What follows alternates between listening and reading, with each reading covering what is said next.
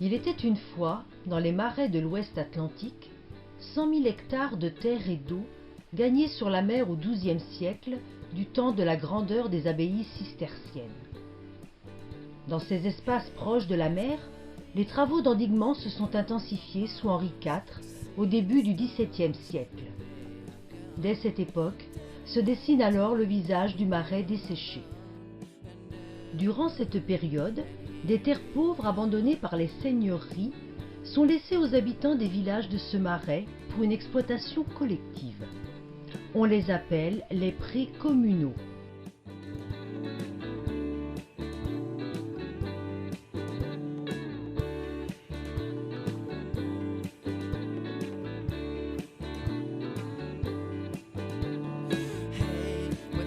Ancien pré communal, la réserve de Saint-Denis a pu être créée en 1972 grâce à Michel Brosselin, naturaliste passionné, ayant compris l'importance de ce milieu riche d'espèces, ailleurs repoussé par la conjonction d'une agriculture modernisée, des dérangements de la chasse et d'une urbanisation aux dépens des espaces naturels.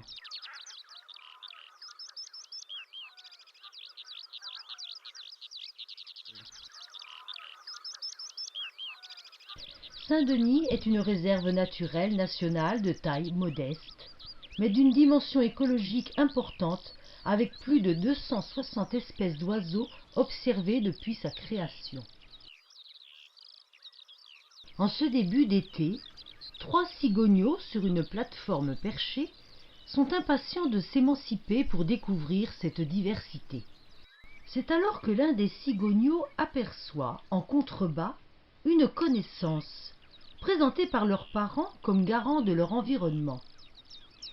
D'un commun accord, ils décident alors d'envoyer l'un des leurs pour prendre renseignement auprès du bienfaiteur. Pour ne pas déranger les oiseaux, il faut soustraire les visiteurs de la vue des oiseaux, pouvoir offrir un accueil de qualité et de permettre aux visiteurs d'accéder à des conditions d'observation ornithologique extraordinaires.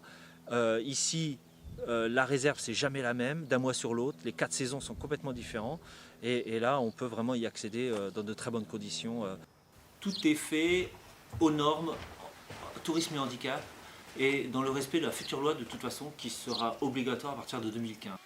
Depuis 1972, depuis que la réserve a été créée, jamais la réserve a été fermée au public. Les collectivités territoriales et syndicats mixtes comme le parc interrégional du Marais-Poitevin se mobilisent pour faire un pôle des espaces naturels à Saint-Denis-du-Perret, pour générer des activités économiques liées à la pédagogie et à l'environnement, à la valorisation des zones humides, à l'écotourisme, au tourisme vert. On travaille avec des guides saisonniers, on travaille avec des professionnels pour que la base qui est le patrimoine naturel soit mise en valeur avec des effets économiques directs et induits. Tu le vois? Non. Ben si, regarde devant toi.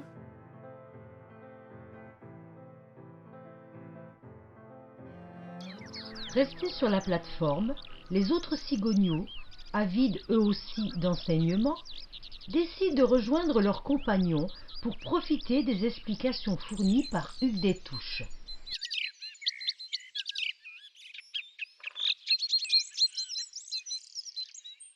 Au printemps, les baisses de terrain sont encore submergées par l'eau tombée pendant l'hiver. La végétation aquatique y est abondante. De nombreux oiseaux peuvent ainsi nicher discrètement à l'abri des prédateurs. Le râle d'eau vit le plus souvent caché au sein des roselières. Plus actif dans les périodes qui précèdent la nidification, il se montre parfois sur les bordures, ce qui permet d'observer cet oiseau plutôt rare et discret.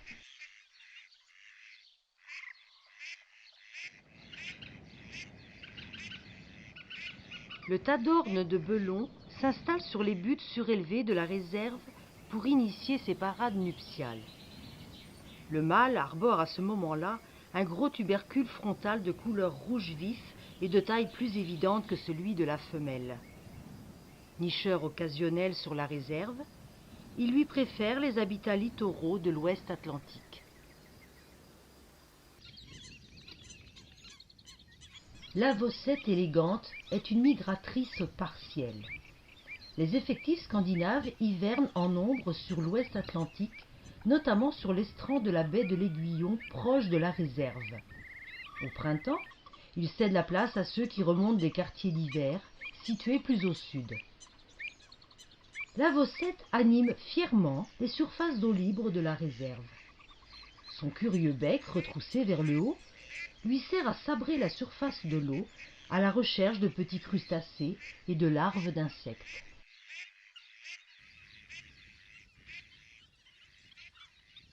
Les chasses partagent sur le plan d'eau la même nourriture. Plusieurs couples élèveront chacun 3 à 4 petits sur la réserve avant de repartir vers l'Afrique du Nord.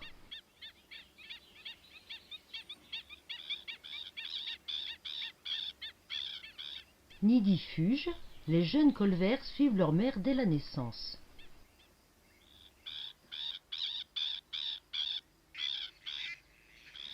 À la moindre alerte, celle-ci les entraîne vers un abri sûr. Hé, oh, attendez-moi! Encore faut-il ne pas oublier les étourdis de la couvée.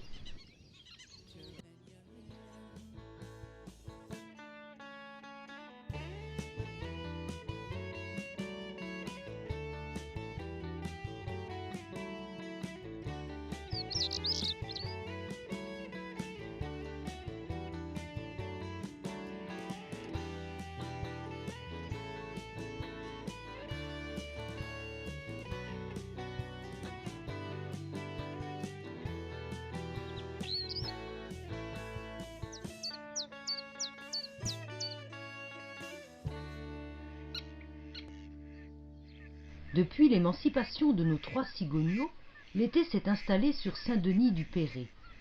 Sous le regard détaché de l'un d'entre eux, de nouveaux occupants circulent et se nourrissent sur les baisses maintenant peu profondes.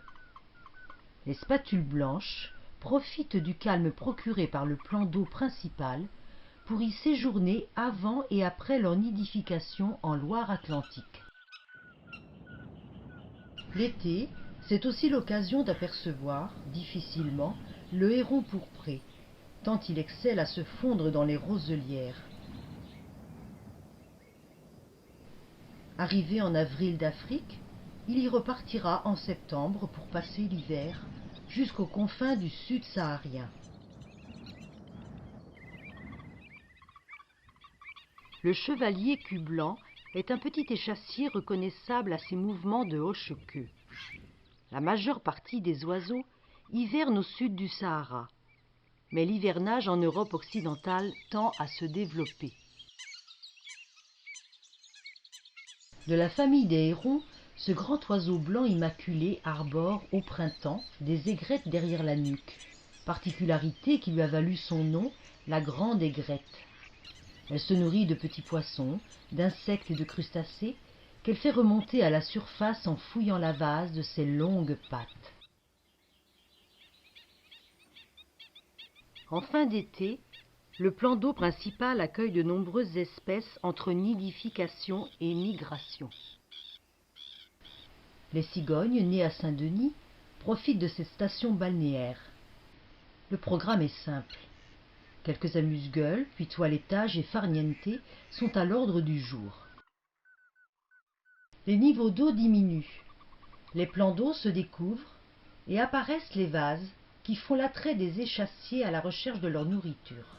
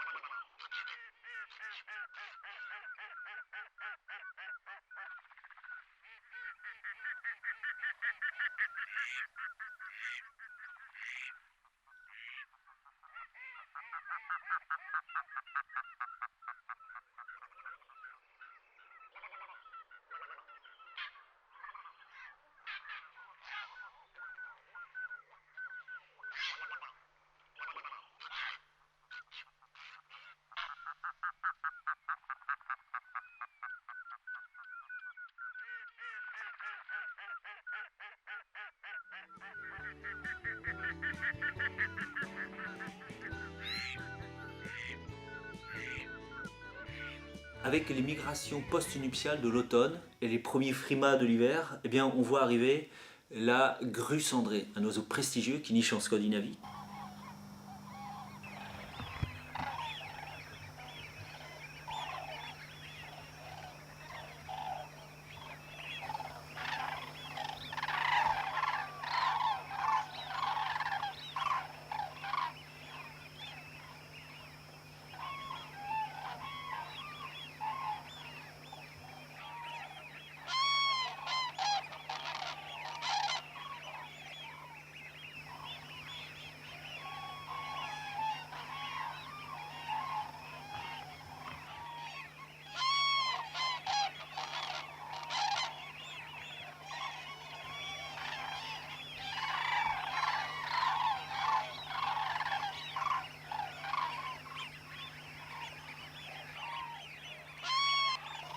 On a un hivernage qui se conforte. L'année dernière, on a dépassé les 400 individus. Quand il y a de l'eau sur la réserve, les oiseaux ont un sentiment de sécurité. Et là, c'est pareil. Ils arrivent le soir, vont passer la nuit sur la réserve, et au petit matin, certains individus traînent un petit peu dans la réserve, et d'autres se dispersent dans les marais environnants pour s'alimenter. Donc la réserve, là, joue parfaitement son rôle de refuge. Zone de tranquillité, zone de refuge pour ces espèces non chassables.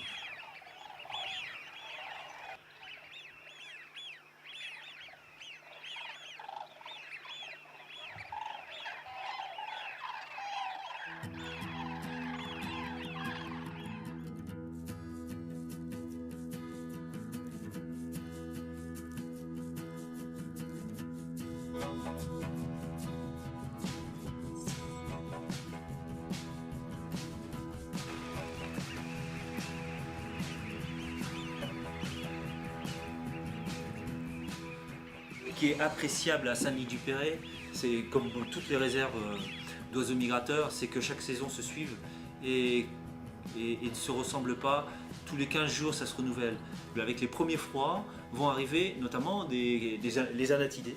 Je pense en particulier à la sarcelle d'hiver. C'est le canard de petite taille qui est le plus abondant sur la réserve. Nous avons quasiment que des canards de surface qui ne basculent à la surface de l'eau. On n'a pas de canards plongeurs parce que les niveaux d'eau sont pas très profonds. Donc des canards de surface, essentiellement la sarcelle d'hiver. Et puis, un canard qui broute de l'herbe, c'est le canard siffleur. Il porte bien son nom, il fait un espèce de typique du canard siffleur.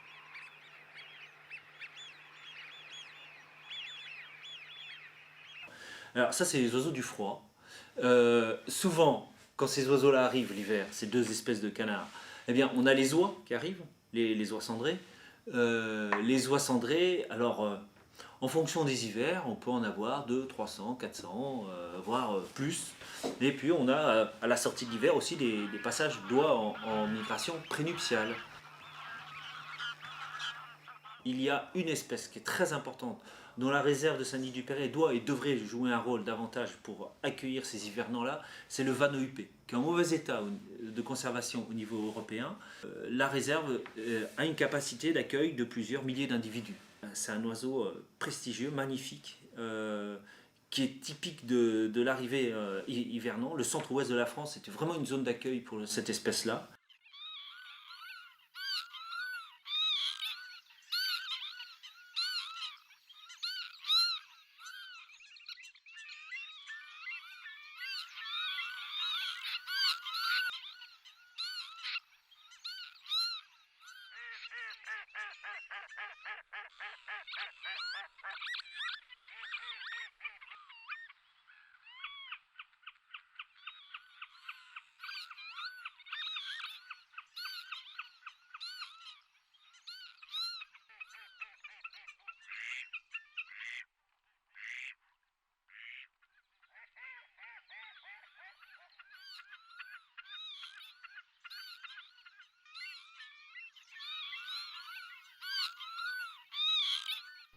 À quelques pas de l'observatoire, la buse variable vient de fondre sur un jeune ragondin imprudent.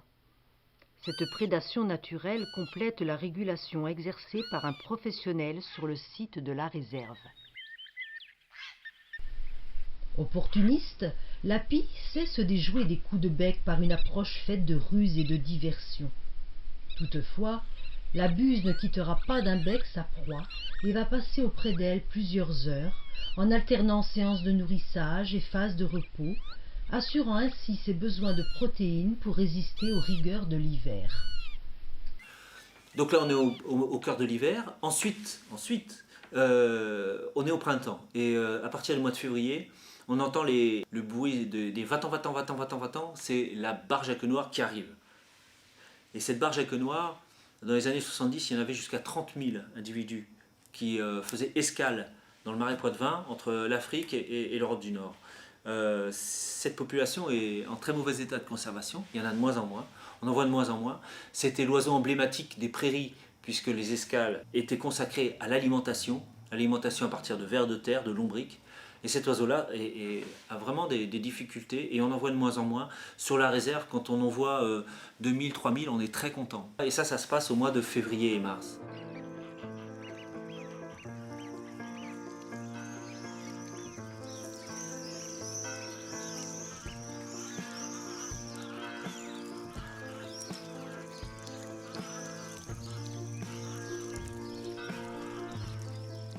Une réserve naturelle comme ça, avec une dimension ornithologique importante, ça demande un suivi particulier.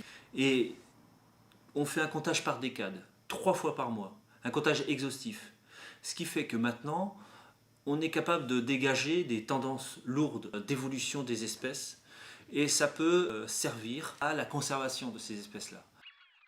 Ces comptages sont ensuite centralisés pour être comparés avec ce qui se passe à l'échelle nationale et européenne. Et du coup, on peut comme ça savoir si une espèce a des effectifs stables, en augmentation, en diminution, ou alors change son aire de répartition, ou les répartitions sont plus nordiques. On peut détecter des phénologies de migration qui sont très intéressantes après pour décliner des gestions. Une espèce par exemple qui est en train de remonter vers ses zones de reproduction, tout dérangement, tout prélèvement doit être proscrit. Voilà, on a comme ça plein d'informations qui nous servent, nous, pour la gestion du site, du territoire, in situ, de la réserve naturelle. Mais ces données-là servent aussi à l'extérieur pour alimenter des bases de données qui sont traitées à l'échelle nationale et européenne.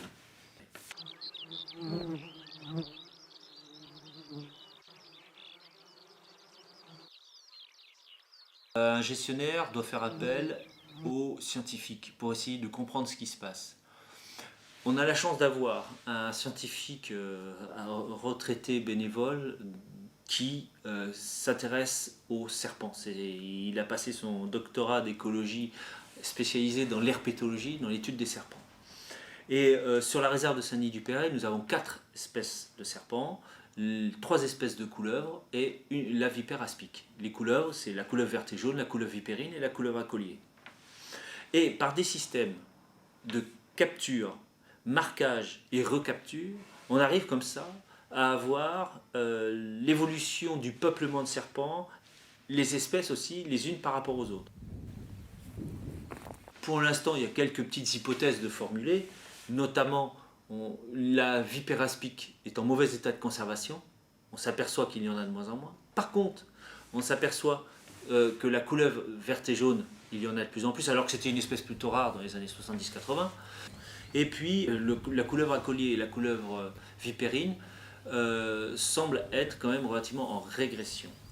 Ce qui n'est pas étonnant vu l'altération de ce qu'on appelle les hydrosystèmes aquatiques, les milieux aquatiques, et la disparition notamment des proies, quand on pense que ces 2 espèces de couleuvres se nourrissent essentiellement donc de grenouilles ou de petits poissons, et il y en a pas tant que ça, ou de moins en moins sur les marais.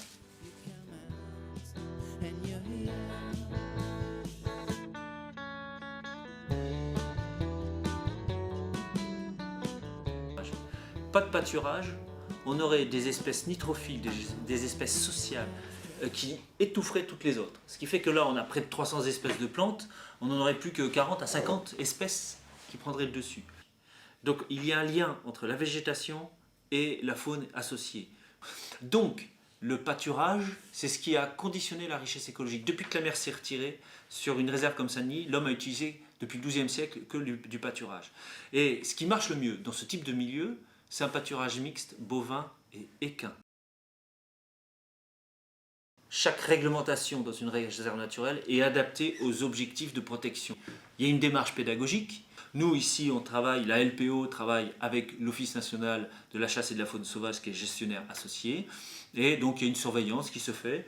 C'est essentiellement en période de chasse ou en période de pêche à la grenouille, de cueillette des fleurs, ou qu'il y a des surveillances renforcées. Sur un site comme Saint-Denis-du-Perret, il n'y a pas de problème particulier par rapport à d'autres réserves naturelles. La stratégie en fait, de conservation de la nature repose donc sur du pâturage, mais également sur la gestion de l'eau. La réserve est prise un petit peu en tenaille entre l'irrigation et le drainage. Et ce que nous faisons actuellement, c'est que nous nous isolons du réseau hydraulique périphérique par des systèmes d'ouvrage, de portes, d'écluses, et nous avons ce qu'on appelle des gestions de niveau d'eau différenciées en fonction des saisons, en fonction des secteurs de la réserve, pour privilégier d'abord la biodiversité. C'est ce qui est attendu pour ces réserves naturelles d'État.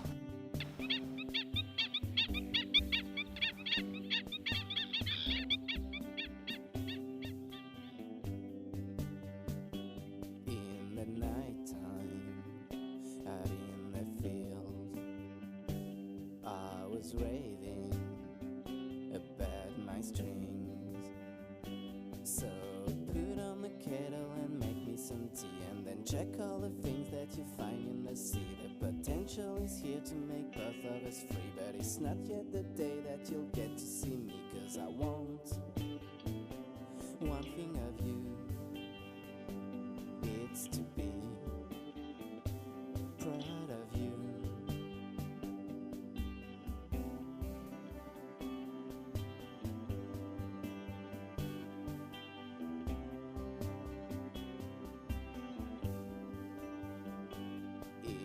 Daytime, up in my room, I was dreaming about me and you. So put on the kettle and make me some tea, and then check all the things that you find in the sea. The potential is here to make both of us free, but it's not yet the day that you'll get to see me, 'cause I want one thing of you, it's to be proud of you. Fort des connaissances et informations délivrées par Hugues Détouche, conservateur de la réserve, les trois cigogneaux vont maintenant présenter avec fierté la qualité de l'accueil aux migrateurs rencontrés et croisés de part et au-delà de la grande zone humide du Marais poitevin. Gageons que ceux-ci ne manqueront pas de transmettre, de réserve en réserve, un message pour que Saint-Denis puisse rester encore longtemps un lieu fréquenté et visité.